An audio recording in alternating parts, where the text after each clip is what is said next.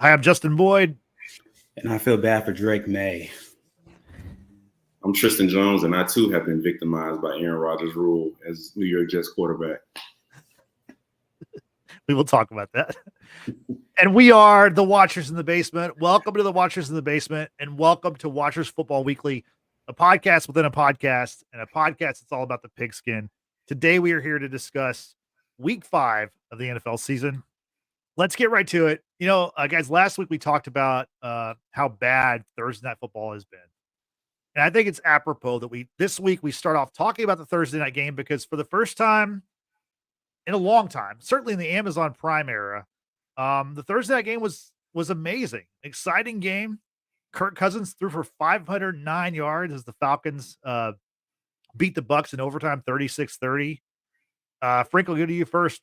Did you watch much of that game? And if so, what did you think about an actual good competitive game on Thursday Night Football? I watched every snap of that game. But let me preface by saying this.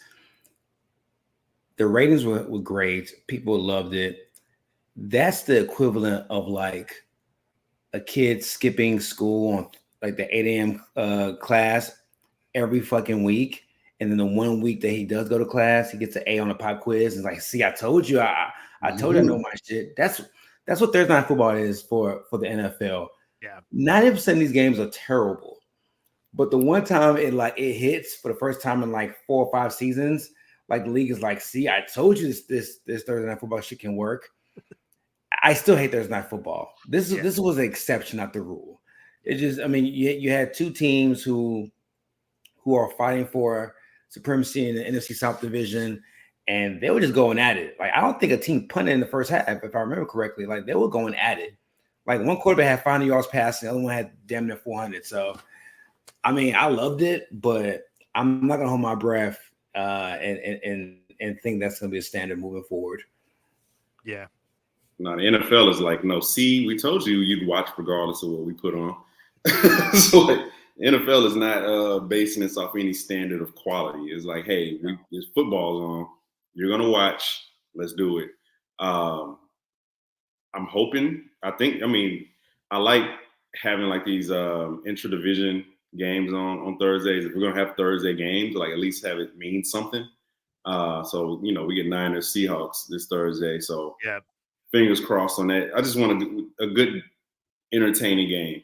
That's it. Like we have two good quarterbacks, two good teams. Near the top of the division. Give me something good. But yeah, man, Kirk and Baker. Baker has been on I would say a second tier MVP run so far this year. Kirk has gradually gotten better. He was horrible in week 1 and looked like, one of the best quarterbacks in the league last Thursday. So just an amazing game, great finish. Primetime Kirk, is trying to dispel some myths about his performances on these type of games. It's right there with Baltimore Ravens Bengals as like the top game of week 5. Yeah. Speaking of Kirk Cousins, we like that, right? That was his thing with the Reds back when they were the Redskins back in the day. But yeah, he was never a big primetime guy. But yeah, 509 yards, big night for the new quarterback for the Falcons. Before we go any further, I want to go to the chat. I want to say thanks to everybody who's on there. We got King B. Johnson, we got Geeking Out with Melly Mel, and we got the Texas Potterhead. She's got some comments about Thursday Night Football. She says, I hate Thursday Night Football. The matchups always seem to be trash. This was the needle in the haystack. Totally agree. But like we said, the Niners, Seahawks, that could be another good one. We'll see. The Niners are, really banged up, and we'll see what happens going forward. Moving on through the week 5 schedule, let's go to the very next game that we saw, which I didn't see all this game, admittedly, but the NFL's first London game this year pitted the undefeated Vikings, against the New York Jets, the tumultuous New York Jets, and the Vikings came away with the 23-17 win. They're 5-0, still perfect on the season, along with the Chiefs. Frank, I know what we're going to talk about with this game, but let's just get to it. What'd you think about Aaron Rodgers in London? Oh man, so through 5 weeks, Aaron Rodgers led offense has manufactured 93 points. 5 weeks of the 2023 season, through 5 weeks, Zach Wilson manufactured 93 points. So that should tell you about how the offense is, how it's looking in 2024 in the year of our Lord, a la Salah. It's like we gotta blame somebody, right? Like we can't fire Aaron Rodgers because he's due. I think he's due like 40 million next year, so we can't fire him. So we gotta fire somebody. Can't fire the OC because that's Aaron Rodgers' bestie, so we can't fire him. So we gotta fire somebody. So why not Salah, right? They have a quarterback problem. Not including like the front office. Aaron Rodgers, they have an Aaron Rodgers problem. And I don't know whoever they bring in, I don't know if it's going to make a difference, because the problem I have with the firing, and look, two things can be true. Salah may not be a good coach. Who knows? He may not be a good coach. But making this firing, you're empowering a guy in Aaron Rodgers who shouldn't be empowered. He's done nothing over the course of the last 12 months to say, hey, put it on my back. I'll carry us here. Like the quarterback in Kansas City, he's down his RB1, his wide receiver 1 and 2, his tackle 1 for most of the season. They're 5-0. Like they don't have the same type of like confidence, and you can tell like they look frustrated on offense. They don't have an identity, and the OC is playing into Aaron Rodgers' hands. Like he's hiding behind Aaron Rodgers, hoping that he can make this Stephen Curry, Hercules-like recovery. Like, hey, when our shit goes wrong, Aaron will save us. This ain't 2019. This ain't even 2022. This Aaron Rodgers is not good anymore. He's washed. I don't know what you can do to fix this.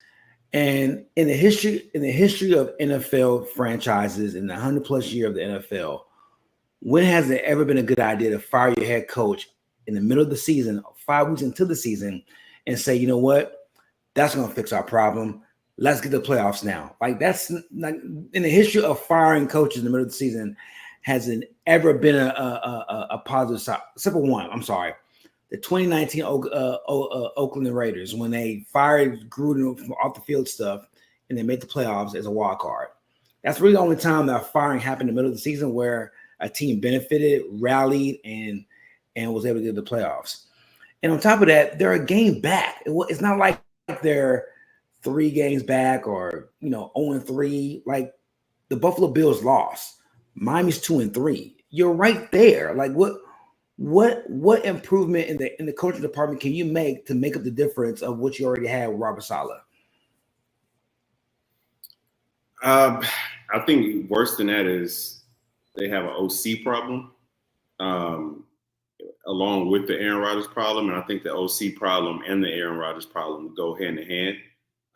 And again, like you said, but that's before we get to the ownership, the front office. Like those things have been toxic for decades. More. But right now, this year, just like last year, they have a problem with the quarterback and the OC. There's no creativity in this offense. They use, I think, the least amount of motion out of pretty much any team in the NFL. So much of it is predicated on if we get Aaron Rodgers a clean pocket, let him make quick decisions and he can fit it into tight spaces. And that's essentially their passing offense in a nutshell. The issue is they're not getting a clean pocket most of the time. Aaron Rodgers can still fit the ball in the tight spaces, but if you force him out of the pocket literally at any point, his efficiency drops. His ability just to get out of the pocket away from pressure is nearly non-existent. So like everything is predicated on what can he do in the pocket with a clean pocket. And you probably getting that maybe 10% of your drop back. So The defense has actually been solid. I wouldn't say the defense has been great. The defense has been solid to good. Garrett Wilson, he ate better against Minnesota off some shorter passes that he was able to take for first downs, but nothing explosive. Where are these explosive plays coming from? Where's the running game? The only way the Jets can be good, and I don't think the Jets will be good, is if Aaron Rodgers can turn the clock to at least 2021, which is a slightly mediocre version of Aaron Rodgers that we knew. That is best case scenario. I've said it in our preview pod. I've said it, leading up to this week. There's no reason to believe Robert Saleh was a good coach. We have 56 games of evidence or sample size to see. We've seen nothing to show, okay, he's a really good coach. We haven't seen the adjustments. We haven't seen the creativity in the offense. We've seen the defense be good, but that's about it. So, yeah, wasn't surprised that he was let go. Not surprised that the Jets are 2-3 and struggling. They're right behind. They're a game back in the division, but the division is basura, at best. This is a 6 to 7 win team that's going to have to feast off bad teams, and that's really their ceiling. You mean to tell me that if Aaron Rodgers blew off Matt LaFleur and empowerment of the front office in Green Bay and adequate weapons, and he's not doing well? Who would have thunk it? That's crazy. If only one could have predicted. Mike McCarthy too. Got Mike McCarthy fired mid-season. Just let's not forget. This is becoming very James Harden-ish. But reportedly, Robert Saleh was escorted out of the building, which you don't hear that very often when a coach is fired. I can't remember hearing that too many times. So it's hey, this muscular brown man might cause a ruckus. Exactly. Yeah. We've never seen Robert Saleh raise so much as raise his voice. You know what I'm saying? And now he's supposed to be a threat. Why are you escorting this man out? I hope that's not true. That's shameful. No, that was Adam Schefter reported that this morning.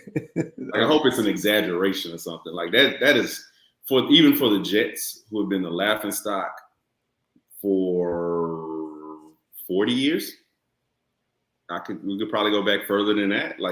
That's embarrassing. That's shameful. Yeah. We got someone new in the chat. We've got GB here saying the Jets need to do a complete house cleaning like the Commanders did a few years ago. But they don't trust themselves. That's the problem. Do you trust the house cleaners? They might steal some shit. The ownership is over the house cleaning, so that's and ownership is crooked and toxic and bad. Yeah, the Commanders group, that was a whole new ownership group that came in. It's whole new ownership group, and that took over from a toxic owner and Dan Snyder. So unless Woody Johnson or Woody, whatever his name is, going to sell the team, I don't see that happening anytime soon. Yeah, and you wonder with the NFL. I mean, the NFL, you do rebuilds more often than maybe other sports, but there's always the perception. There's always the thought that New York can't be rebuilding because they're New York. But when you're the Jets, honestly, you're the Jets or the Giants. Rebuild away because you've really done a whole lot of nothing for a long time. Moving on. Oh, I guess we talked about the Vikings a little bit. What did y'all think about the Vikings? They moved to 5-0. They're like I said, they joined your Chiefs as the only two undefeated teams in the league.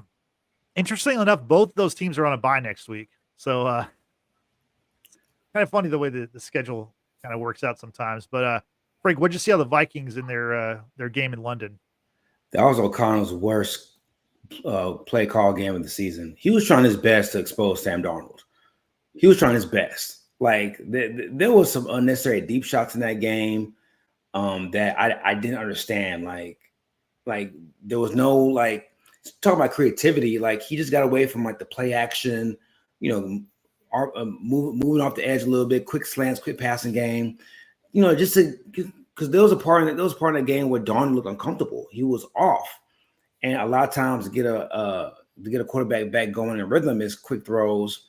Just simple throws to get a guy in rhythm, and O'Connell kept on dialing it up, and he was missing badly. He was missing Jefferson badly. He was missing Allison wide, like he was just off. Now their defense was able to was able to like keep it close and keep it together. But yeah, he exposed Darnold. He exposed Darnold more than Darnold did in that game. But I know Aaron Jones got hurt in that game, so we'll see the extent of that injury to go into the bye week. So we'll see if that's serious or not. But Aaron Jones is a big part of what they do, especially with the play action game. He keeps defenses honest. So if he's out, you may get like what's going on in Houston, like trying to figure out an identity with their offense as far as finding balance. So, hey, any given Sunday, they're 5-0. They haven't played the Lions they haven't played the Lions yet, so they have a good lead on the division right now. So I mean, if you're a Vikings fan, man, this is Christmas. Like if I was to tell you that you'll be 5-0, your rookie quarterback's out for the year, and Sam Darnold's leading the charge, you wouldn't believe that. So if you're a Viking fan, you're definitely taking that. Yeah, and you look at the NFC North, the only division of football where every team has a winning record. Kind of what we kind of predict. We didn't predict this was going to happen exactly, but we thought this was a tough division. I mean, it's tough to pick playoff teams in the winner of this division, I thought, because we knew Green Bay was going to be good. We knew Detroit was going to be good. We thought Chicago was going to be improved with Caleb, and Minnesota's been the big surprise. But yeah, the only division with a winning record for every team. So, Tristan, your thoughts on the Vikings? Yeah, just kind of backing up with what Frank said. So much of that game plan offensively was like, hey, man, fuck it. Justin Jefferson's down there somewhere. Double teams, deep shots. It just simply didn't matter. Middle of the field. I give Darnold credit for making that play at the end to really kind of to push that drive for them to get that field goal. But between quarters 1 and 4 in that pass and in the fourth quarter, it was just a lot of super inaccurate deep shots to Justin Jefferson, a couple to Jordan Addison. That's just not an efficient offense. Like if you compare it to like basketball, like you have a guy who comes into the league. Comes into a season shooting 44% from three, right? Career 34% shooter, maybe even like a 32% shooter, right? That doesn't mean like you start creating more offense, for him to take those threes. Like, okay, let's continue to like get this guy open shots, you know what I'm saying? Like things, and let's kind of build out from there. And it seemed like, especially once Aaron Jones went down, O'Connell just kind of went to the offense devolved into, we'll try to, look short, try to look mid, but like if those are out, then force it deep. It paid off a lot early because they were getting those pass interference calls, those holding calls on Sauce Gardner and Reed for the Jets, but it just wasn't an efficient offense. And like too many drives stalled because Darnold would make one read and just be like, hey, fuck it, Justin Jefferson. And again, you can't build an efficient offense off that when you have a limited quarterback. And just because Sam Darnold has success in weeks 1 through 4 does not mean he's not limited. It means that you created enough good looks to minimize the risk of Sam Darnold making some of those tight throws, those deep shots. And you just can't build an offense like that. I'm sorry. Like it's going to crumble. You know what I'm saying? And Sam Darnold's been on pumpkin watch because he's Sam Darnold, but he doesn't need his own head coach, OC, just offense in general to like put him in positions to like exacerbate that pumpkin coming true, because it's going to come true because he just can't make those deep throws in tight windows on a possession, game-to-game basis. And essentially that's how we judge quarterbacks. Like, yeah, you could do it for 1 week, maybe 2 weeks, but like, can you do it game-to-game against any type of defense? Best defense in the league, worst defense in the league, cover 2, cover 1, whatever. Can you make those throws on a consistent basis? And we haven't seen Sam Darnold do that. Really, we didn't see him do that in college. So I think I don't see that happening now, even with Justin Jefferson playing out of his fucking mind. Yeah, good point. Let's go to the other undefeated team, Let's talk about the Kansas City Chiefs. Last night they beat the New Orleans Saints 26-13 on Monday Night Football. Frank, Chiefs are 5-0. You got to be happy about that, but it was kind of a lackluster win. Like they put up a lot of yards, not a lot of points. What's going on with the Chiefs? Well, I mean, when you look at the box score, man, they had over 400 yards of offense. I mean, that's them sustaining drives is not a problem. It's when they get to the red zone, it's just a false start here. Jumping off sides there, turnover here, turnover there. Like there's just they can't seem to get out of their own way, and a lot of it's just unforced errors and mental errors. Look, I'm happy to be 5-0, especially in the crowded, feast lands of the AFC. It's a blessing to be 5-0. These things can be corrected on. They can be worked on. Yeah. But they got to find a way to get out of their own way. Now, I have confidence they'll be able to fix this, but Pat looks skittish at times in the pocket, especially in the red zone. And a lot of it's justified. I mean, Wanye and Jawan Taylor and Sumatea, those three tackles in totality have not played well. They've missed guys. They've kept backs in to help chip here and there. If it's not Jawan Taylor jumping off sides or not lining up correctly, it's Wanye getting beat or Sumatea getting beat, and I think it's causing Pat to see ghosts, which is making him have mental errors looking downfield and making plays. There was a play, Xavier was open on the corner route. It would have been a 60-yard touchdown easily, but he was so concerned about I think it might have been Sumatea at left tackle at the time. I think Wayne got hurt for a few series, but he's so concerned about feeling the pressure that he's not seeing the field clearly downfield, and that's becoming an issue. He was like that play you're talking about. He was backing up. Yeah, he didn't have to.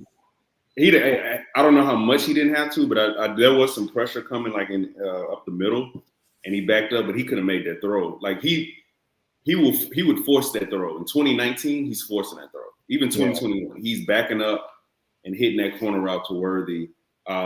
We talked about it, man. I think so much of it is just being scarred from last year. Yeah. Because if we look at 2022, again, not a lot of deep throws, hardly any in 2022, but they have the most efficient and prolific offense in the NFL. The line was near perfection in 2022.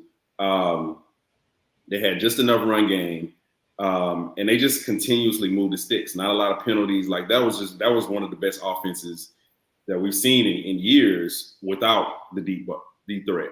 Then we get to last year, and there's so many expectations to kind of continue that and kind of get back to pushing the ball downfield. And like I said, it was just so many self-inflicted things. It was the drops. It was at times it was the line. The penalties. So many different things that I think that it's kind of minimized some of his confidence in the people around him. So he's dropping back. And he's bailing out of the pocket sometimes a second before he has to. He's missing guys downfield. I don't even know if he's missing it, although he's just kind of like lowering his risk profile. It's like, hey, I don't want to make that throw on a second down and turn it into a third and long because that lowers our chances of moving the sticks. And I just want to move the sticks. I want to get first downs, get the ball downfield, just get points on the board and not move backwards.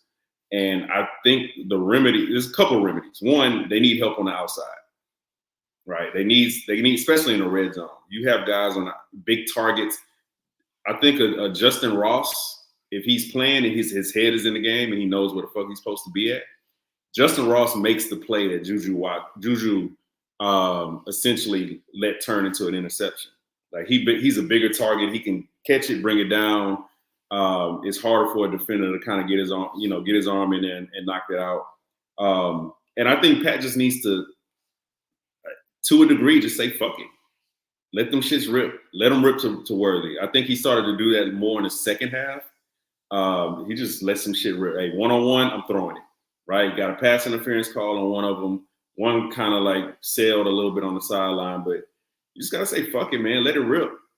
trust the arm, trust the guys. Like, they'll make the play or not. Like, if you can do that while still minimizing turnovers, like, hey, I'm just gonna put the ball where either Xavier, Juju can get it, Justin Watson, they can get it, and nobody else can. If they miss it, hey, fuck it, But I also, another thing that kind of gives me hope is like that defense is so good that it doesn't the red zone issues aren't as big, right? So, like, yeah, they can get 3, right? And they get 16 and a half or 13, 16 and a half. If they can keep you to 7, like, there's a good chance you're not getting the 14 in that game, So, like, the defense being that good makes them the best team in the league. So I honestly disagree. Like, that, the game last night was the most, 1997 ass game win that I've seen. Like, great defense, offense does just enough, still win by double digits. You know what I'm saying? Against a team that was averaging 31 points a game. Like, these are the Chiefs have played the toughest schedule in the league so far, and they're 5-0. Like Frank said, a lot of the red zone things can be cleared up. Some of it is just like running the ball more. They're running the ball really well. Again, the one thing that they have to clean up is the passing game and the penalties. They do that, there's a good chance they win 14 games this year. And like, I don't like how they get so cute sometimes. Like that reverse with Carson Steele, he's had a fumbling issue for the last month. Why are you putting the ball in his hands to and why is he even like? I'm not even mad at Carson Steele because he's trying to make a play, but as a coaching staff, you got to know, okay, this guy's have fumbling issues.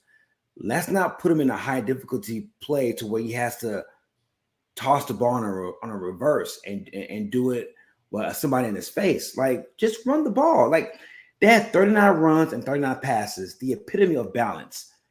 They could do, like, the interior line from left guard to right guard, the best interior line in football. It seemed like they were getting about 4 to 5 yards a pop every time they decided to run the ball up the middle. Just run the football. Like, don't, like, this reverse shit. Leave that shit out.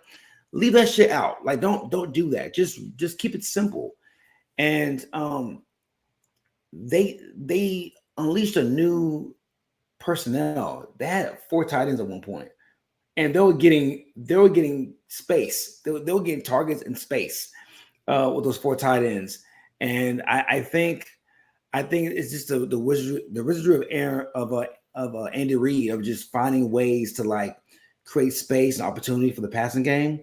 But I'm with you, man. Like, I agree. Like with Pat Mahomes, man, just launch that bitch. If you see one-on-one coverage, launch that bitch, because even if you don't hit, you could get a PI, and on top of that, you're putting it in the back of the secondary's mind, like, shit, we got to get back. We got to get down deep. We got to play third, which creates more space for Juju to operate down over the middle, more space for Noah Gray, more space for Kelsey, because over the last 4 weeks, I have not seen so much space over the middle with our tight ends and our position guys I had this year in the first 5 weeks of the season. And I think this could continue over the next 10, 12 weeks if you hit more deep shots and just hit the more deep shots against one-on-one coverage. And I'm glad. And I like you said, I'll play either Ross or McCall Hardman more. More speed out there is going to create more space and opportunities for Juju and Watson. I don't think Watson played that much last night, but that the depth per target is becoming a thing for with the Chiefs this year. Like, out of the 400 yards of offense, 200 of those yards were from Yak. I think Pat had 3.7 air yards. He averaged 3.7 air yards per attempt. So the Yak is going to be there if you're pushing the ball downfield and not being successful is fine. Just keep in the back of that secondary's mind to have that space over the middle. Got a couple of Chiefs questions in the chat I want to hit real quick.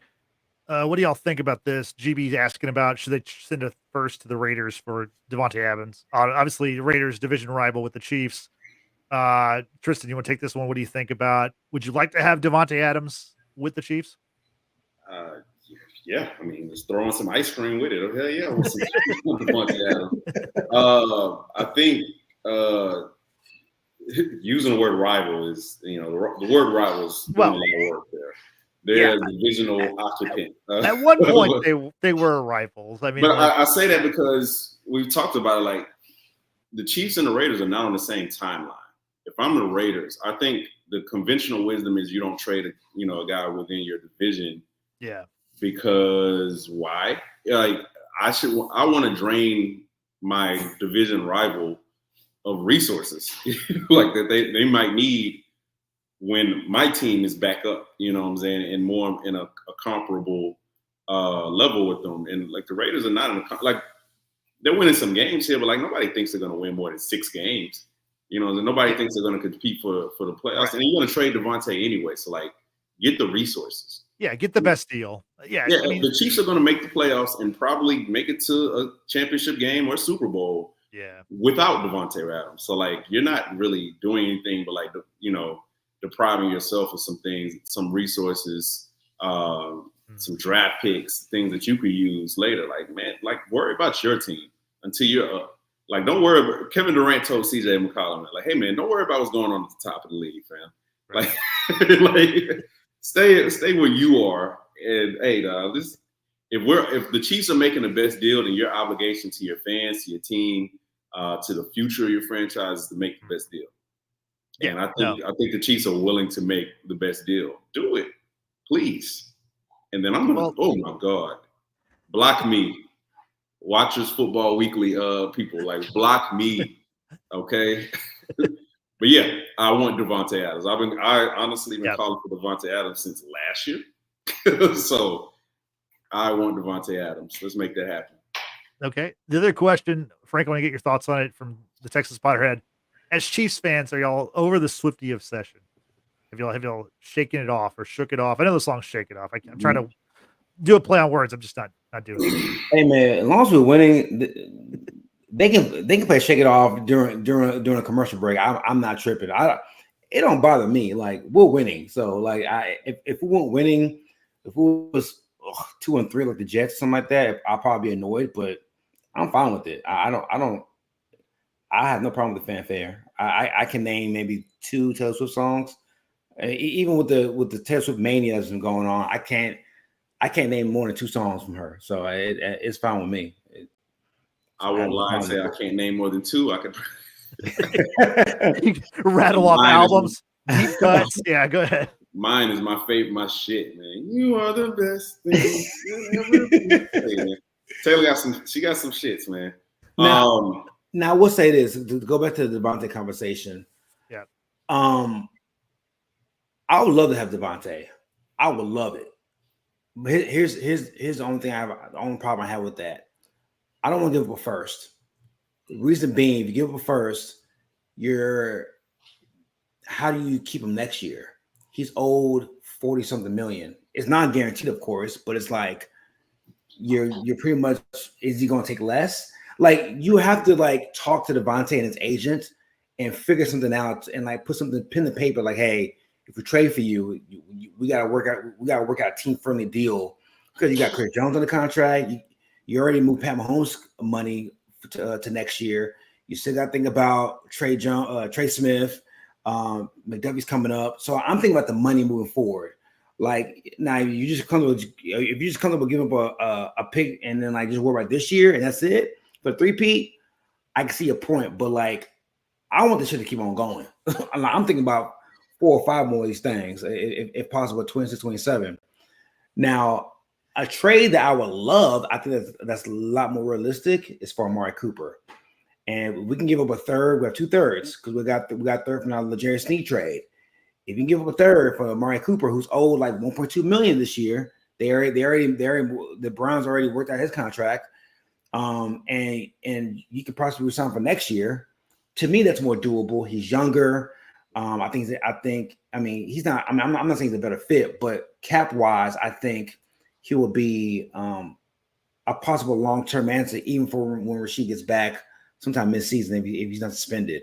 So I like Amari Cooper for more the long-term value and the less demanding of a package that would take to get him as opposed to Devontae. I also say one more thing on the Swifty thing, bro. Like, I'm an NBA fan. Like, they show Spike Lee on the sidelines Good point. approximately 100 times a game. Like, this is sports. This is entertainment. Like, I'm sorry that a lot of people kind of try to separate sports from entertainment, but it is literally the height of entertainment. Yeah. And it is a television product. And if Taylor Swift is going to bring more eyeballs to watch the sport, then they're going to put Taylor Swift on. Like, who gives a fuck? It's football, man. Like, we get football all day on Saturday, partly on Friday, get football on Thursday, Monday night. Like, it's so much football to like be worried about like Taylor Swift. Like, she's a football fan. They show football fans. I don't. She's like she's enjoying that shit. Yeah. So, she's, arguably the most famous person in the world right now. So it's a win-win for the NFL. It's a win for her. It's a win for the Chiefs. It really just kind of adds to the lore. Like, if you look at back in sports, there's always like the great teams had super fans. You mentioned Spike Lee, not they're a great team, but like Jack Nicholson and the Lakers, there's always these fans that were a part of, the sideline area of these major teams. So I think it's a win-win for everybody. So you couldn't watch the Toronto Raptor game without Drake being there on home court. Like, he's at every Toronto Raptor game, or at least in playoffs he is. So like you say, it's part of the lore of sports entertainment. Like, anything to put more eyeballs, like Tristan said, on the product, they're gonna do it. So good point. So the Chiefs are the number 1 team in the AFC right now. Let's talk about the number 2 team. That is the hometown Houston Texans at 4-1. They narrowly defeated the Buffalo Bills 23-20 on a last-second field goal on Sunday. Frank, I want to get your thoughts. What'd you think about the Texans? Also, like, the Texans, they really haven't played that great, but they're 4-1. So good problem to have. Obviously, a bad problem is Nico Collins is probably going to miss a couple weeks with a hamstring injury. Yeah, I mean, if you're a Texans fan, man, you're happy. You're 4-1. You have a lot of potential to play a lot better. I will say this: I don't know if the Monstars from Space Jam took Larry Tunsil's talent. I don't know what happened to his talent. I don't know if he's going through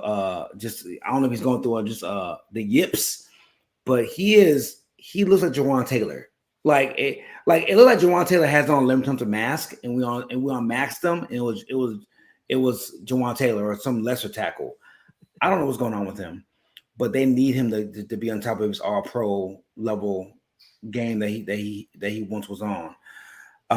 The rest of the O-line it's just not playing well. And I think a lot of times with the O-line, when they're struggling as a unit, it's just getting back to the basics. It's run the football.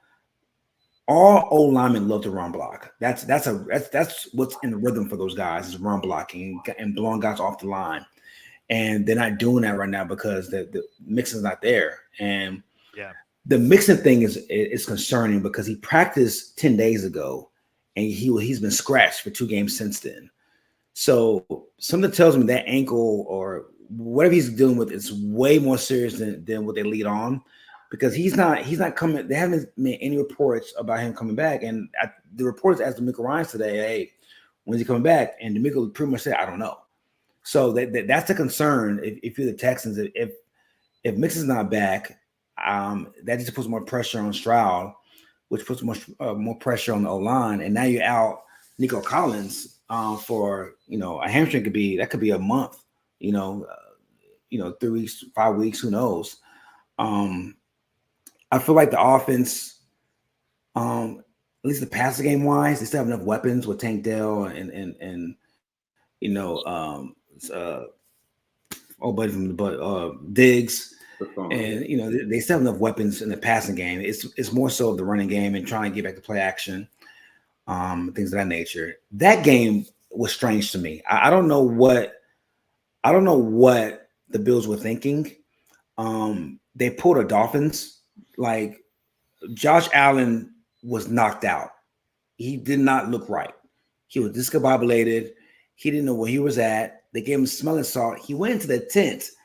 Once Townsend for the Texans punted the ball inside the 5, they brought him back out. Like bro, there's no way in blue fuck that he went through a concussion protocol and that quickly from to be out there. It was almost damn near reckless and like negligent on the Bills to do that.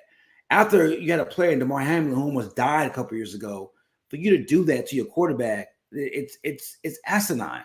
It was very disheartening to see. And on top of that, they threw the ball 3 straight times on the 2-yard line, put it in Josh Allen in even more danger. I mean, if I'm the NFL, you have to investigate that. That was very weird. I don't know about that at all. But as far as the Bills, man, I think that there is just a regression back to the mean. They're just back. They're not a talented team. And my concern was when they were 3-0, my concern was, are you going to put this on Josh Allen every week to save you guys? The answer is yes. and Josh Allen, as great as he is, he's a guy that he's going to give you opportunity at least 3 to 4 times a game to get the ball from him. Yeah, to turn the ball over. And I don't know. You can't keep losing pieces on both sides of the ball and still expect to be running at a high optimum level. We talked about this last week that both safeties are gone. Tre'Davious White is gone. Milano, the middle linebacker, is hurt again. Their all-world defensive end is out for 4 weeks due to suspension.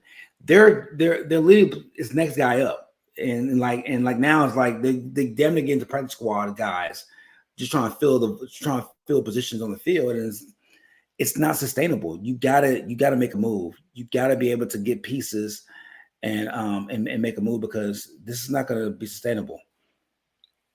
Yeah, on the Texas side, I mean, everything you said about Josh Allen is correct. I would also add, like, the irony is that they need Josh Allen to essentially do what Pat Mahomes did last year, which is like elevate the minimal and marginal talent around him. But they also have found more success taking the ball out of his hands over the last year. They've just been better when they've become more of a run team, and just kind of have him play off that play action. Obviously, do more in the run game himself with his legs. But so I don't see where this is supposed to go. Like Frank said, it's a regression to the mean.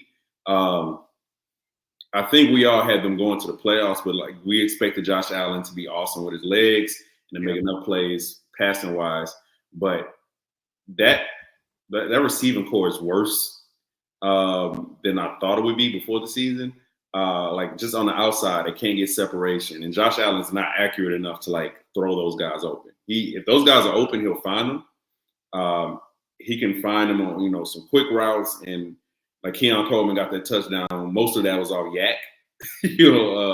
Most of Josh Allen's yards came from that one play, which was yak essentially. So that the defense isn't good enough, the offense isn't good enough. They're gonna have to run the ball a lot, and it's hard to do that when there's not like a lot of threat on the outside. So prayers up on the Bills. The Josh Allen MVP train might be crashed already.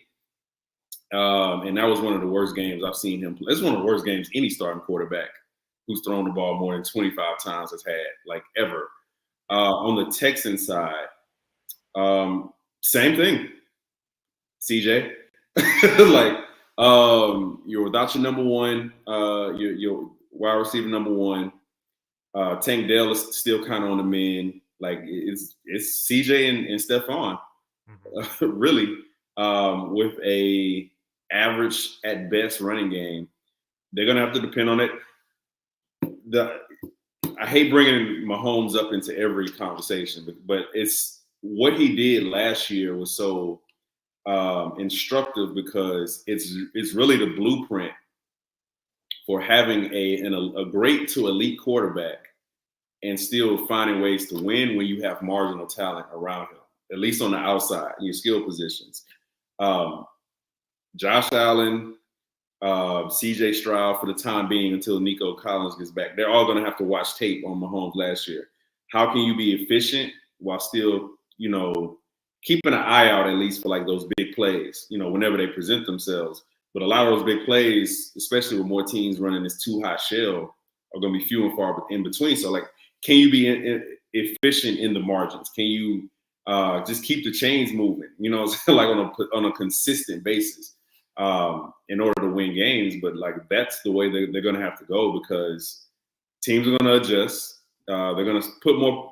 They're going to disguise more coverages and try to put pressure on the Texans with 4, maybe 5 guys like Minnesota did. And let's see what you got. You know, can you keep those chains moving? Can you elevate the play of the receivers around you, even if they're not like all-star level on every part of your skill position? So, man, it's a tale of 2 quarterbacks, man. Josh Allen and CJ, what you have around you and like to what extent can you elevate that talent? So it'd be interesting to see going forward. That it will. So the Texans, they're the number 2 seed in the AFC. Over in the NFC, the number 2 seed with a 4-1 record is the Washington Commanders, led by rookie QB Jaden Daniels. Frank, what do you think about the Commanders? Obviously, one of the biggest surprises through five weeks. I told y'all, cats, man. Week 1 of our podcast, man. I was like, dude, Jane Daniels.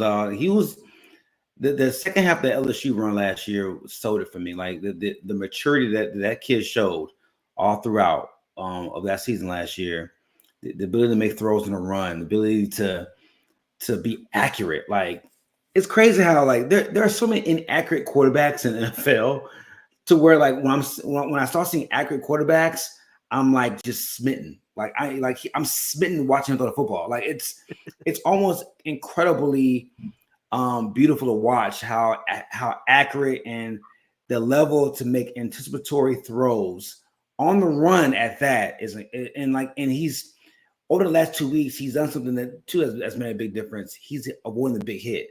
The first couple of weeks he was like just taking on tacklers and like not sliding, and like over the last couple of weeks you've seen him like go out of bounds, slide and avoid big contact, very Lamar-esque. And that was my only concern, like with him is his macho-ness of like taking the big hit at 185 pounds or however big he is.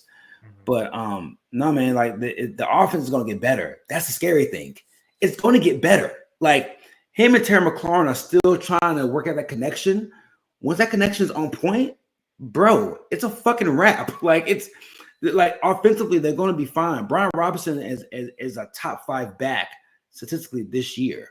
Combine that with the veteran presence of Zach Ertz, they're going to put up points. That's not going to stop. And they're still adding elements as the week goes on and adding more wrinkles to the playbook. It's just the only question about them is defensively. Can you stay on the 30? Can you not give up 28 points a game? Can you get the key stop in the fourth quarter? Can you get key turnovers and key pressures on the opposition quarterback? If you can do that, then they can win in the game. Like they got a game against Baltimore this Sunday. I'm not missing a fucking snap of that game. I'm so ready. Like Lamar and Jaden Daniels, bro, that should be a primetime game. I'm so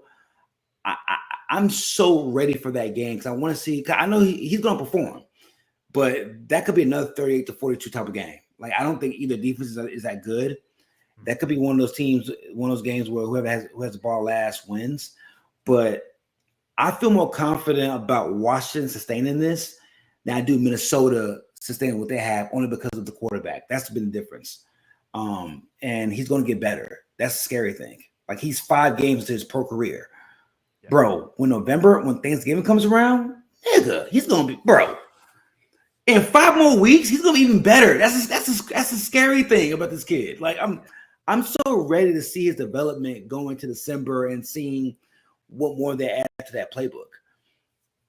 Yeah, the interesting thing to see is that he did it with Joe Burrow, but again, when by that point it'd be week 6 now.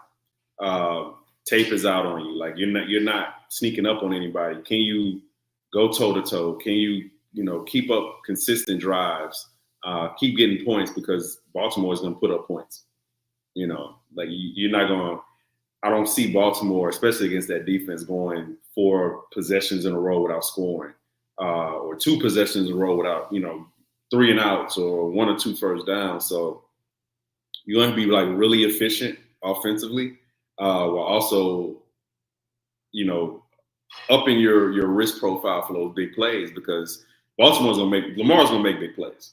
Lamar's playing at an unbelievable level right now, and it's a great test case for Jaden Daniels, who came into the league a better passer than Lamar Jackson. It's not even close.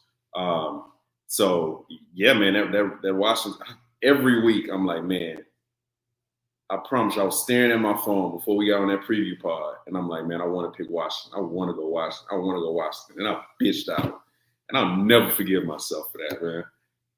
Are y'all watching this, man? If you watching on stream, man, if you believe in something, take that fucking risk, man. Yep. Take that risk. I'm out here believing in Jalen Hurts, man. They always say if you think long, you think wrong. So whatever instant thought, just go with that. Go with your gut. But yeah, that's going to be a great game this Sunday. We've got Ravens and Commanders in the noon window, of course. That's where all the games are. You mentioned Burrow and Lamar a little bit there. Let's talk about that game. AFC North showdown. Baltimore rallied back to beat the Bengals 41-38 overtime. The Bengals are now 1-4. The Ravens now are 3-2 after their 0-2 start. They've won 3 straight. Frank, what'd you think about this battle in the AFC North? I'm so glad we're talking about this game, man, because I've had a problem with a lot of sports pundits over the last couple of weeks about Joe Burrow, like blaming him or like making him partly to blame for not making key plays in these games, like the Washington game and this past week game against the Ravens and the KC game.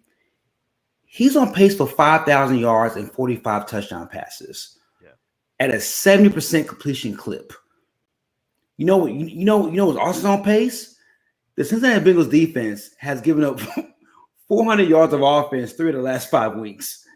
They are last in third down conversions, the last in air yards, the last in pass completion percentage, the 28th in QB rating allowed. The offense is doing all the heavy lifting, and I was watching First Take and I watched a little bit of Nick Wright this past week. Shannon Sharp and Nick Wright, who I love and who I respect. Like they are very sound when it comes to like football and when it comes to like breaking down the game. Watching those guys blame Joe Burrow for that loss grinded my gears to my very, very core. They were up 10 in that game. They blew it. They blew that game because they couldn't get a stop in the fourth quarter. They couldn't get a stop. Like Lamar had over 400 yards of total offense by his fucking self. Like, bro, like, what are you supposed to do with that? If I score 40 points, I think I scored 38, but pretty much if I score 40 points, I'm supposed to win that game. Also, they had a field goal attempt to win the game in overtime. The holder bobbled the snap, and it gave Lamar the chance to get the ball back. The very next play, a 50-yard run by Derrick Henry to get inside the 10. Like these are things that we're not talking about. And look, I think the Bengals are front runners. I think they talk a lot of shit. I will say the cows come home. But at the same time, I'm not going to sit here and act like Joe Burrow's a problem. like this is the most competitive 1-4 team I've ever seen in my life. Like they've been in every damn game so far this year, and their defense keeps on failing them. On the Ravens side, they found their identity. Make it is Derrick Henry.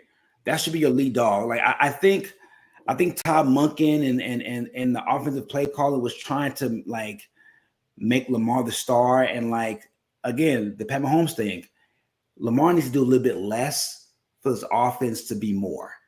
And I think being a Derrick Henry-centric offense, stop worrying about, oh, well, he's 29 or 28 or whatever. We got to worry about his carry. No, give him the ball. He's a volume runner.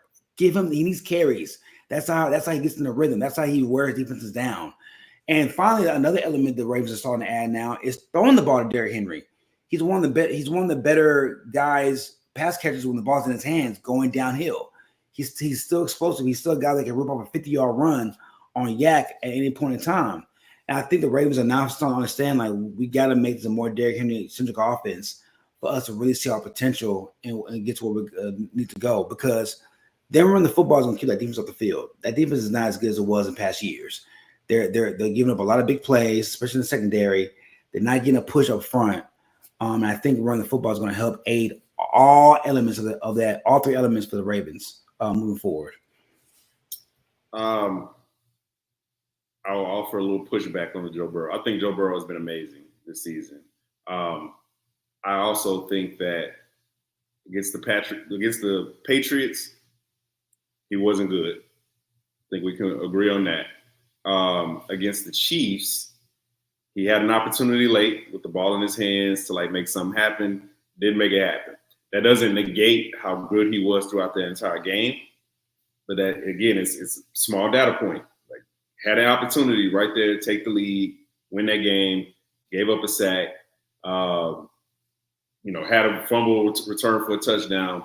These are things on the margin that you can't do when your defense is that bad.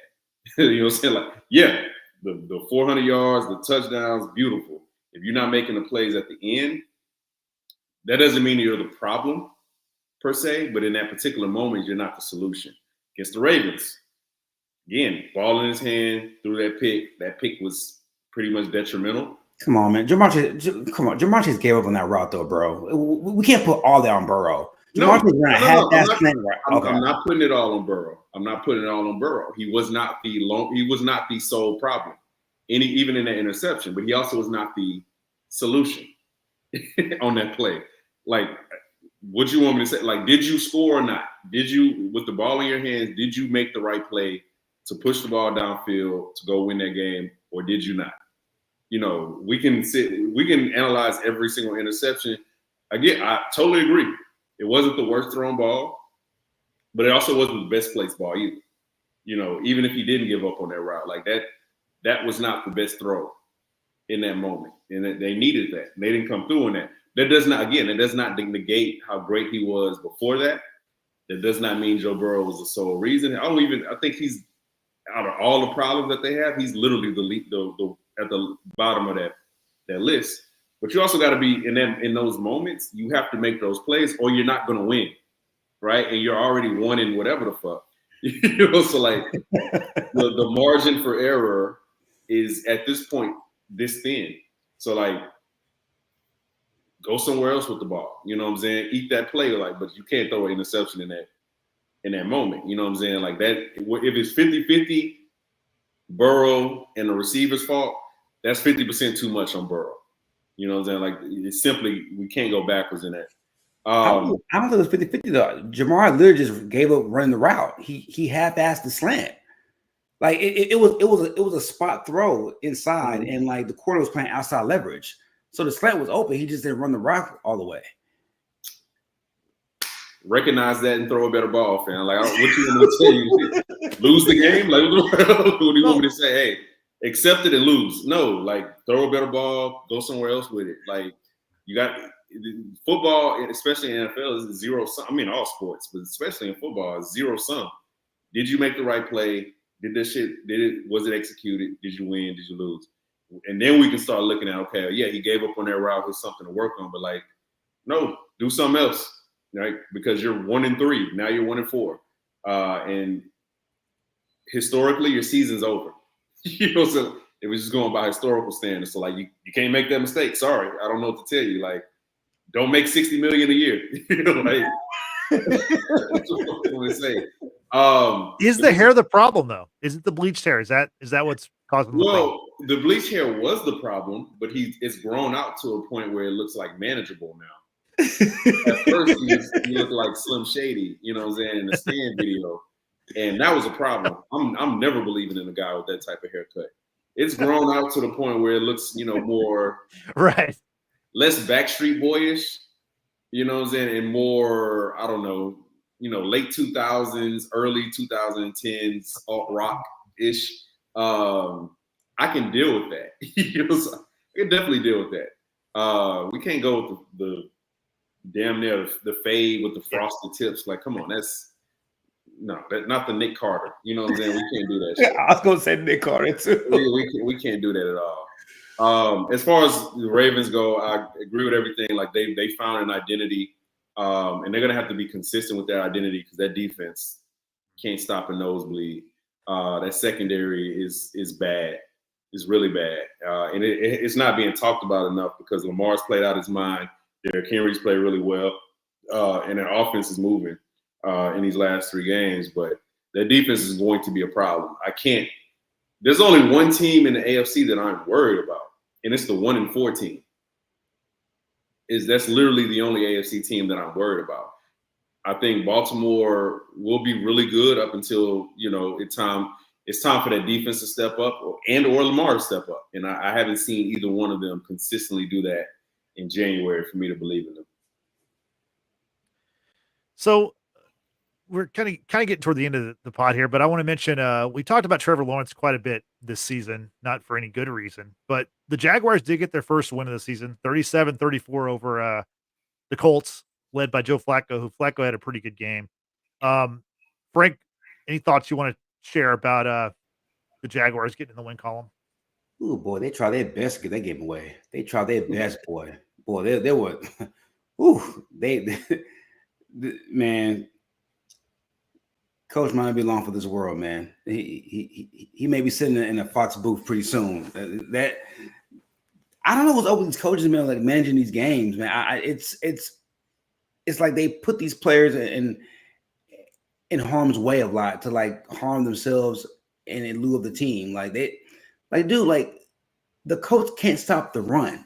they can't stop a nosebleed running wise, and they got away from the run again, and they kept on trying to force the issue downfield. And there was a successful Brian Thomas Jr. He had an 85-yard play, but it's like Lawrence needs balance. He's struggling with the yips right now. Get balance. And they might have a Travis Etienne problem. This might be a Tank Bigsby led rushing attack. I don't know what's going on with Travis Etienne. He can't seem to find the holes. He can't seem to get a rhythm going. He's like bottom third in the league in like yards after contact. Like once the first guy gets to him, he's down. He's not fighting for yards. He's not, and that might not be his game. But when they gave Tank Bigsby the ball in the second half, he was running guys over. He was getting yards at 3 or 4 yards off the contact. Like he was making plays, and that they may have to focus more on the rushing attack to Tank Bigsby to give that rushing attack some life. But Dougie P, man, he has to help out his quarterback, man. Flacco was on fire, and the best way to stop a quarterback who's on fire like that is keep him off the field. And for some reason, Dougie P kept on trying to throw the ball. It has some 3 and outs. Flacco kept on getting opportunities and was maximizing every opportunity to score points when he had the ball in his hands. So. Yeah, I mean the 1-4, hooray, great job. Now try not to lose your job next week, against whoever you play next week. I think they have to go to London, so they play the Bears, and Caleb looks like he's starting to figure it out. They starting to run the ball now in Chicago, so you might be looking at a 1-5 game. Dougie P may have to fly home coach on a different plane if they lose that game next week. So we'll see. Yeah, man, Trevor Lawrence, you play well. Good job. Do it again. I have nothing. I really don't have much, more to add. Like, yeah, first win since Thanksgiving of last year. Like this build a consistent thing of just playing well. You know what I'm saying? Like I refuse to. I'm not making any grand conclusions about Trevor Lawrence after that game. He played well. Like Frank said, they tried their best to give it away. When they kind of. He played so well early that they resorted back to, okay, let's put the ball in Trevor's hands. Like, let's let him drop it. And that's just not what it is right now. One, he doesn't have like the full confidence to even build off of like a good first half. Like he's very susceptible to like missing throws in the second half that he, weren't missing in the first half. He hasn't gotten to the point where he's playing good, consistent football on a possession by possession basis. So until then, good job. At this point, it's an anomaly. Like we just need to see him play well for two Sundays in a row. Exactly. Before we're going to touch on college briefly, but before we get to the college game, Frank, is there anything else from Week 5 NFL that you want to talk about or touch on? Yeah, I stat that I saw yesterday. Next gen stats show the top 95 receivers in football right now, as far as like target share and target chance, like the pretty much the probability of a quality target coming your way and it'd be a catchable ball. Mr. Amari Cooper of the Browns has a 45% chance of target share, meaning that half his targets that come to him aren't catchable. They aren't catchable. Like at an NFL level, they aren't catchable. They're not in his catch radius. He's one of the better hands in football, and he has one of the worst target share accuracy points in the NFL. That's not the worst stat for Deshaun Watson, though. He's got some other stats off the field that are worse. Yeah, go ahead. Yeah, Deshaun Watson, dude, against the Washington Commanders are one of the worst defenses in football. Deshaun Watson threw for 125 yards. He threw for 125 yards in that game against the Commanders. They look that offense looks annoyed. They look like they don't want to play. They look like they don't want to be there. And I don't know. I'm starting to think Stefanski doesn't have a say in the matter. You can't sit here and tell me a 2-time Coach of the Year award guy is keeping this man in the starting lineup on purpose. I think this is up above. I think, or it could be one of those things where like Stefanski said, "Oh, okay, motherfucker. Well, y'all want this motherfucker, don't you? Okay, let's play him. Let's play him. This is who you wanted, right? Let's carry that. Let's carry him out there every goddamn week and show you what your investment looks like. You got to go to Jameis, bro. You got to go to Jameis. Even now, you still have a shot at something, at a wild card berth if you put Jameis in there. That offense is anemic. It's horrible. And I get it. Nick Chubb is hurt. The offensive line is bad. I get it. But it's like, even when Deshaun has opportunity to make plays, he's not making them. And that sequence when it was that fourth down opportunity where Stefanski clearly wanted to go for it, and Watson just went to the bench like, fuck it, I'm good. Like they had to call timeout or whatever. And it's like, bro, like this is your highest paid guy on the team, and he's quitting on you. He's literally quitting on you. Like what? Like if you don't care about, like if you want to save any remnants of your locker room, you need to bench that motherfucker and start James Winston or Dorrance Thompson from last year, the rookie from UCLA from last year. Start anybody except for Deshaun Watson. The Deshaun Watson experience needs to be over with. Take your loss, pull the Denver Broncos, eat the pay, and start over again. Which is why they won't. There's no chance in hell like that. This is not a upper management or ownership decision. Because the fancy football coaches, one, live too much on the edge of like getting fired. It's even, scapegoated. Hello, Robert Saleh. When things go wrong, to like just play that by chance, like, hey, trying to prove a point. No, they'll fire you. Like if anybody will go, it'll be you. Yeah. This is completely a management decision. They don't want to eat that money. One is just too much of an embarrassment for the franchise, more than what it already is. They're eating it now and they're not winning. Yeah, but like, man, like that embarrassment goes up by twofold if they bench them. But isn't it safe to say this is the worst trade in NFL history next to Ricky Williams? It's like top 2, like worst in history. I think it's worse than that. The cap hit by itself makes it the worst trade known to man. Like the guaranteed money, and just Ricky Williams played well. I was about to say, like, at least the Saints got Ricky Williams, right? Like he was good. Ricky Williams was good. Like Deshaun Watson has not been good since 2020.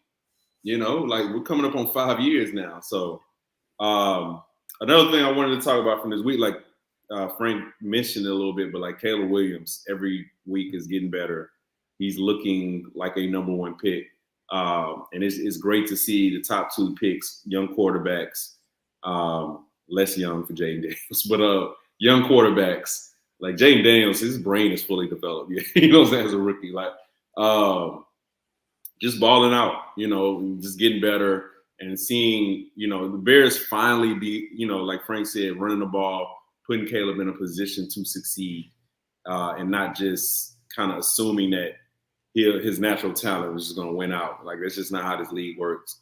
We're seeing veteran quarterbacks, who Pro Bowl quarterbacks, not look as great because just the way the defenses are playing and just kind of figuring out these offenses. So, Drake May, it's your turn. It's interesting to see how many weeks it would take for him to one, just look competent. Like, we just can't make the assumption that he's going to look competent start one or even start two. Like, it may take 4 or 5 weeks. So great to see these young quarterbacks balling out. It's the white quarterback that we have questions about. His mental acumen. What a day. Martin Luther King would be very proud. But those are my week 5 thoughts. Yeah, Amazon's working on a special about the white quarterback. What happened? I think that's the working title. Yeah, they haven't asked me to talk about it, but I'm always available. So, man.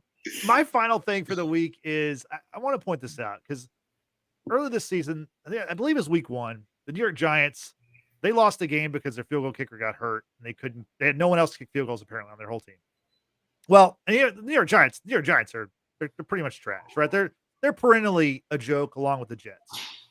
But this past Sunday, the same thing happened to the San Francisco 49ers, one of the best teams in the NFL, a team that's been in the Super Bowl the past couple of, 2 times the last 4 or 5 years. Their field goal kicker, Jake Moody, got hurt, I believe, in the first or second quarter. And San Francisco, they had their punter kick a very short field goal at one point, and then after that, they just went for it and gave up very makeable field goals because they were afraid or they had no one else to kick the field goal. And so my question to y'all is, I worked in the sports media for a little while and obviously talked to football coaches, and you hear the stories about, oh God, these guys, they work 80, 90, 100-hour weeks. They're sleeping in cots in their office. And if that's what they're doing, then what are they doing with their time? How do you not have someone as an emergency kicker for your team when you know that almost every game in the NFL comes down to a kick? I mean, it's amazing how many games every week are determined by a kick here or a kick there. How do the 49ers of all teams not have some kind of plan given all the injuries they have all the time? I was just dumbfounded. I was like, how do they not have somebody to kick the ball? Frank, any thoughts on that? No, I mean, we talked about this last week in the office. I don't get it. Like, if my punter is my punter, he's going to practice making short kicks. Like, he should be your backup field goal kicker. Yeah. Conversely, your field goal kicker should be your backup punter if your punter gets killed on a kick. What's hard? Yeah. And what's crazy, like back in the day when in the 90s, a lot of punters kick the ball off. So if you can kick the ball off from the ground from a tee, why can't you kick off with somebody holding the ball on the ground? I don't get it. Like, I don't get it. Like, the Chiefs, we don't have that problem. Our safeties are backup kickers, so we're good. So like, he can make a 30-yard extra point if need be. So we're fine. That's just Andy being Andy and crossing T's on his eyes. These other franchises, I don't get it. Like, I will have and like, you have players who kick in high school, exactly, who play soccer, who have the athletic acumen to have kicked in the past. I would find that out of your 53-man roster, 49 guys are active on game day. Somebody had to have kicked in their life in high school or low-level college or middle school to where you can trust them to make a 30-yard extra point if your kicking goes down. I don't get it. If the punter can't do it, somebody has to be able to do it. And it's just it's almost negligent to not have that. You have a backup for everything else. You have a backup quarterback. You have a backup left guard, right guard. Why don't you have a backup emergency kicker? I don't get it. Tristan, your thoughts on the kicking situation? Do you have any kind of like why would they not be prepared for that? I just don't get it. I mean, if I had to guess, it's something with like roster construction. Like, you have to have so many backups and so much depth because of injuries and so many positions that I think you just kind of make a calculation that, hey, man, if there's one position that we can kind of roll the dice on, it's kicker position. If we can avoid injury in game, and I think most teams feel like they're okay. Like, we'll pull somebody off the street. The 49ers just pulled somebody off the street, you know what I'm saying? But it took Moody getting hurt in game. If Moody gets hurt in practice, then I don't think it's as much of an issue. It's the in-game thing. So that's my best guess at it. Can't relate. I feel pretty confident. I don't think Justin Reed's making 60 yarders or 50 yarders, but I feel like he can get you a good 30, 35 yarder if need be. So, and at that point, if Butker goes down, we're rolling the dice anyway. So I'd rather roll the dice with Justin Reed. Yeah, it's always good to have a backup plan. So, moving away from the NFL, let's go to Saturday. There's some big things happen on in the college game. Most notably, Vanderbilt knocked off #1 Alabama, which that's just insane to say that Vanderbilt beat Bama. Tati just hit a goddamn home run. I'm sorry, a bomb, fam. A bomb. God damn. Bomb. Sorry, what's the score of that game? It's 6-1 now. Padres. Okay. Tatis is 10 of 4. He's 10 of 15 in the playoffs right now. Tatis stared at that bitch for a good 5 seconds. He knew that shit was out of there. I love to hear it. Love to see the Dodgers and the Yankees both lose.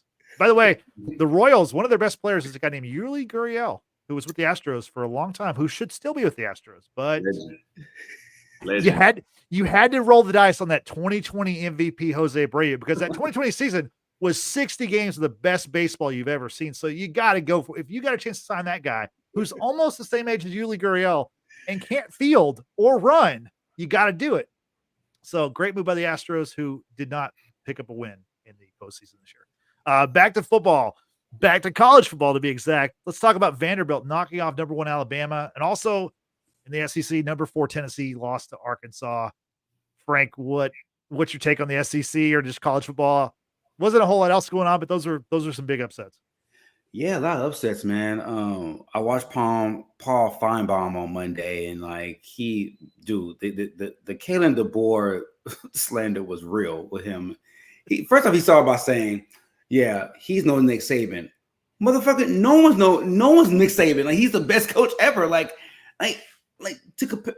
I find it very frustrating when these pundits compare these coaches to the upper echelon of Mount Rushmore coaches. Right. Nick Saban has 7 championships. He's after Bear Bryant, he's considered as the greatest coach in college football history. Kellen DeBoer is I think 30-4 as a coach, leaving Washington. They're fine. It's okay. They'll be fine. They lost to Vanderbilt. Again, this is college football now. The NIL.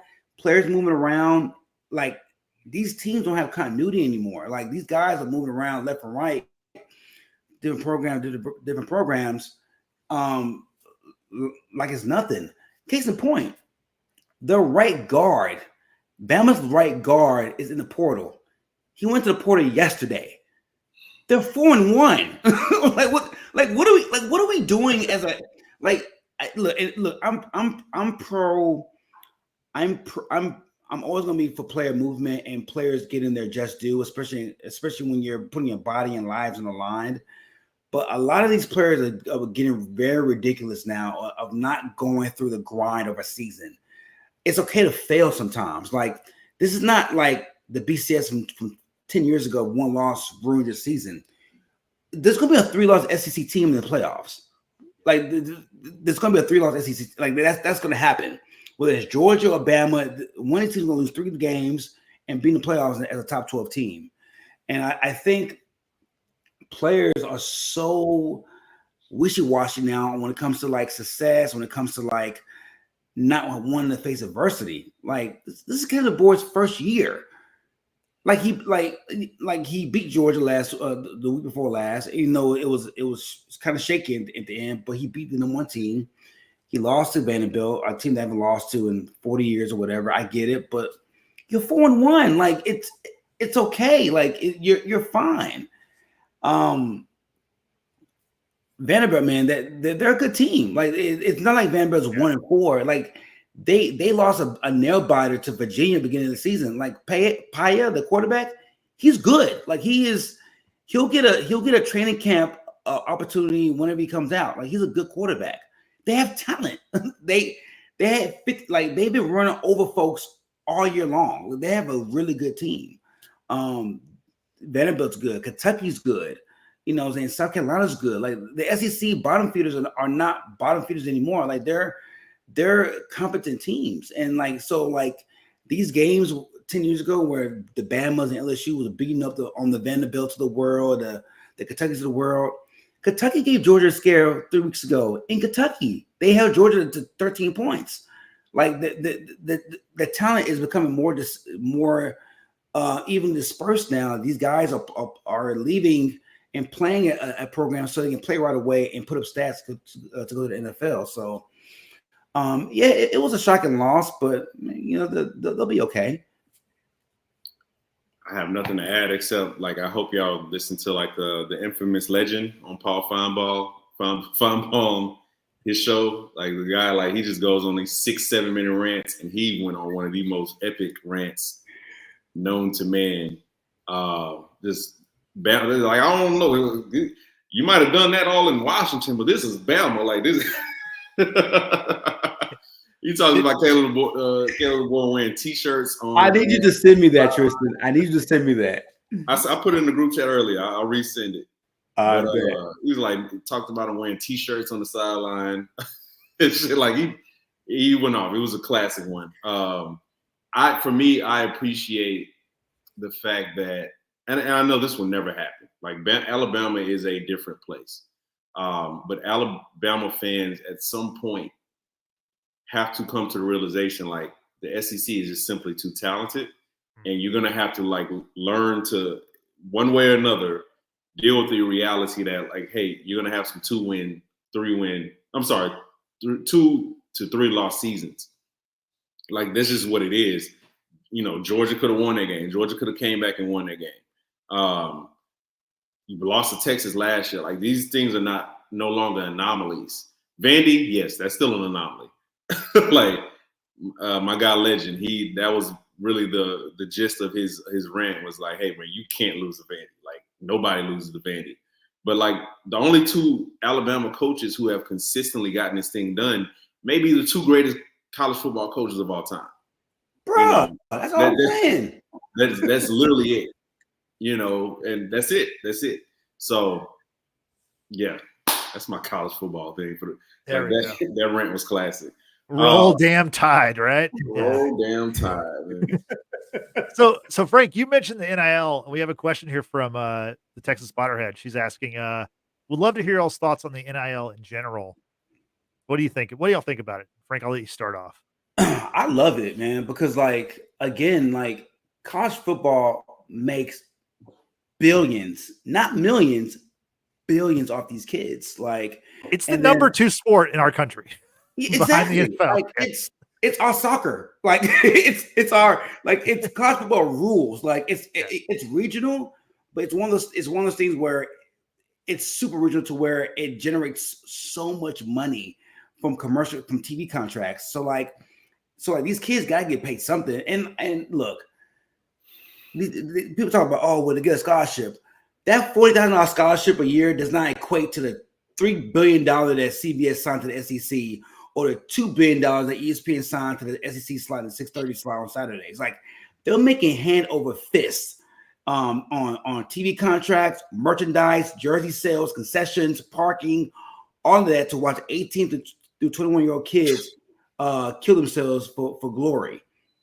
So I'm pro NIL. On top of that, I hate Nick Saban for this, because though Nick Saban was one of the greatest coaches ever to walk on earth, he's also one of the biggest hypocrites ever to walk on earth as well. The reason I say that, because he left college football because of the NIL and, like, not being able to coach the way he wants to coach. But this is the same Nick Saban who stacked 5-star talent for years at Alabama and promised kids, oh yeah, man, yeah, 5-star kid from LA, you'll be my quarterback come August. And then once that quarterback gets there, there's 4 of the 5 stars that Nick Saban promised the same thing. And on top of that, a lot of these coaches, if a guy wanted to transfer, they will block their transfer. Just like, yeah, you can transfer, but you can't go to these 9 schools. You can't go to this conference. So it's kids will have to like go to JUCO or find a way to circumvent that, lose a year, sit out a year, and find a way to play. So I'm pro NIL because it gives the player added advantage to where they never had before. Now, on the flip side, all things aren't good, all things ain't bad. Like also the NIL, I think at the same time, it gives sorry ass players confidence that they deserve that kind of money too. UNLV quarterback, the man completed 43% of his passes for UNLV, and he got pissed that he didn't get a certain money on his NIL deal. Motherfucker, you completed 43% of your passes. You ain't good, and UNLV is still fine after that. But no, man, I'm pro NIL because there's so much money these kids make, and there's so much money to go around. So. Now, does it squeeze out the smaller Power 5 schools? It does, but so is college football. It's not fair. It's all about the elitists, and that's just the name of the game. I'm anti-NIL completely. Again, college athletes should have always gotten paid, but they should be getting paid from the people for whom they are generating the money from. And what NIL does is absolves colleges, universities of that responsibility, and essentially passes those costs off to like third party, often bad actors. It's hard to regulate a lot of times what is NIL money is coming from. So which leads to like these shady deals, like the Florida kid who was promised a certain amount of money, got there, they didn't have the money for him. So like he had to leave. Like that shouldn't happen. Right, the NCAA and these universities are getting paid off of free labor essentially, and they don't have to pay for it outside of what they deem are like scholarship costs and stuff like that, which means nothing. So I am completely against NIL. I think NIL is a cowardly compromise between the NCAA and players to allow them to get paid, but it's like, but you're not going to get paid from us. And no, I think that's completely wrong. And I think it's going to do more harm than good because the NCAA and these universities are also not providing players with like adequate representation to like guard against a lot of these shady deals. So it's chaos land. And that's where we are right now because the NCAA didn't want to do the right thing, which they always should have done, which is pay guys the money that they deserve from where it deserves to come from. So Tristan, I'm ignorant to like the source of NIL. So boosters don't put any money towards a player of them come to that program. Yeah, a lot of times they do, but boosters are not the universities. They're not official employees of the university. So like, yeah, it's just the same thing. It's pawning off those costs to somebody else. Mm. Yeah, no, it truly is the Wild Wild West, and the players should be, like they should be employed by, or they're working for Georgia and for Alabama and for the University of Texas and Oklahoma and all that stuff, and they're not getting paid by the schools; they're getting paid by companies or boosters or whatever. So, I mean, it's made that what's going on now. This game is crazy. Hernandez for the Dodgers just hit a grand slam. Now it's 5-6. No. Not good. Wow. Not good. Holy Not shit. Good. So final thing, the transfer portal, GB brings that up, is a whole other problem. Thoughts on that, Frank?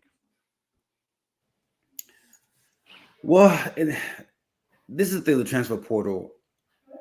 If coaches can leave anytime they want, why not players? Now, if you put like a stipulation in where a player has to commit or coach have to commit to a year or whatever, or 2 years or whatever, or a certain percent of that contract, then cool. But if coaches can leave freely and willingly to the highest bidder, then I have no problems with players doing it either. You create this Wild Wild West the minute that you gave coaches the ability to do that. So you open the Pandora's box on one side of the spectrum. I think players are the same right Because if I got recruited by Nick Saban, case in point, if I'm Jalen Milroe and I got recruited by Nick Saban, and I'm there, and Nick Saban leaves after a CFP playoff appearance, and I'm stuck in my letter of tent, how's that fair to me? Nick Saban brought me in, not Kellen DeBoer. And let's say Kellen DeBoer is not the biggest Jalen Milroe fan. We know that's not true, but let's say he was not. Then Milroe gets fucked in the end because that's not his coach that brought him in. There is a whole new system, and now he's stuck in a letter of a tent that he doesn't want to be in. Now on the flip side, you do have play. I think sometimes with the transfer portal, and this is like the player who doesn't want to compete, because there's a fine line of like finding the right college for you as a player, the right coaching staff, right system, and then just being afraid of competing for your job. Now, I think sometimes the transfer portal does take away the spirit of competition when it comes to certain players and positions and the betterment of the team. But if coaches can leave, why not players? That's kind of where I stand on that. That's fair. Tristan, your thoughts? I hate the transfer portal. I hate it. I understand it. I think it's a necessary evil, I guess. I do understand, like, getting in a situation where you feel like, okay, this is the right place for me. But I also think that college students don't always know what the fuck is best for them. I think they're better. Most of them, not all, most of them are better served staying where they are and either trying to work through that problem, because that's life, kind of working through problems. Or like, hey man, like if I'm a quarterback and I only get 2 years to start or 1 year to start, most of the times that's all you need. If you're good enough, that's all you need. 1 year. Keep working through it. Like you can I'm a big fan of players like building something, you know what I'm saying? Like having roots. You don't want to be a man with no country, you know what I'm saying? Like only, you bouncing from school to school. Nobody really cares about you. Nobody really is. It's not nothing sticky. You know what I'm saying? There's no attachment there. So I'm not the biggest part about sports is like the attachment, and I'm not saying that as like a selfish fan, like, oh, I want you to stick with this university so I can always associate you with them. But like, no, like for a player, like you want to have that attachment, because there's a lot of times lifelong opportunities that could be available, if you build a legacy somewhere. So I hate it.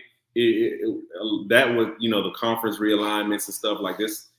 There's not the same attachments there as a sports fan. Like, why should I care about Stanford playing, North Carolina? Like, I watched that game, but it was just like, this is an ACC game? Like, are you fucking serious? Like, I've grown up my whole life watching the ACC.